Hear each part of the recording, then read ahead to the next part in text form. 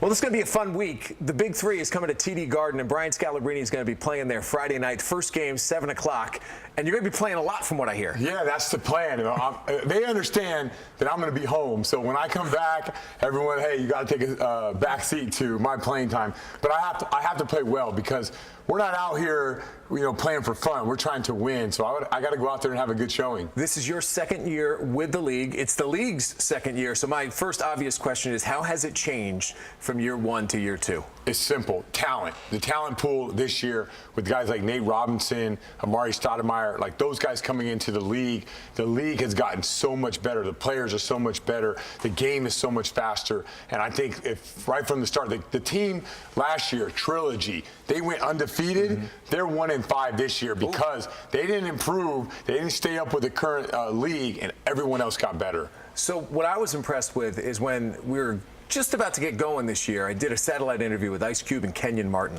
And it trickles down from the top. I mean, he approaches this with a professionalism and a marketing expertise. No question. That has made this fly a little bit. And I think that when you watch the games, you got to invest a little bit. You got to understand it. It's kind of like watching a game in your driveway with guys who are uber talented.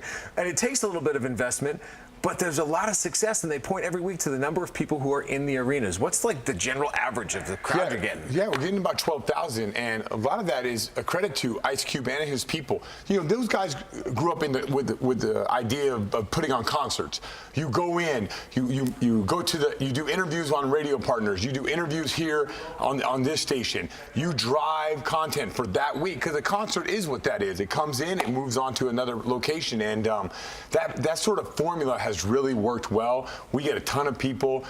People are really excited during that week, and when the players come in, whether it be going out to dinner or parties, like the reception is really well. All right, it's kind of like a traveling circus. So you've been around. What week are we now? Is this week 7? I think it's week 7. Yeah, we're going 7. So what has been the traveling circus atmosphere? What's it been like this year? Where have you enjoyed your time most? Well, I enjoyed Toronto last week. Toronto has been a tremendous city, but every time I go there, it's really cold, right? It's really in the middle of the NBA season when I'm covering the Celtics. But last week, weather was awesome, just being outside, seeing people, seeing the billboards on the street, on the buses, and everyone's like, I got my Big 3 tickets, I'll see you guys on Friday. So that's a cool thing to do. Remember, I've been out since 2012, so it's been a while since I've been a part of that. And Ice Cube, by him starting this league, he's allowed me to go back to those competitive roots that, where I'm playing in front of 10,000, 12,000 people. You talked about the influx of talent. How difficult is it for you to keep up with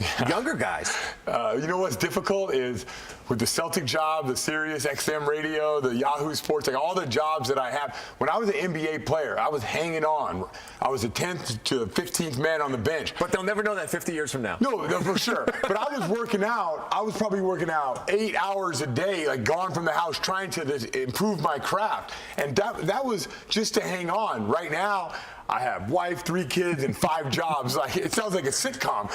When do I get a chance to hoop? But I'm all in. 4 days a week, I'm doing yoga. I'm getting body work. I'm working out 3 times a day with a shooting coach. So that's the commitment it takes for this league. Like I said, it's not the Harlem Globetrotter just going through a city.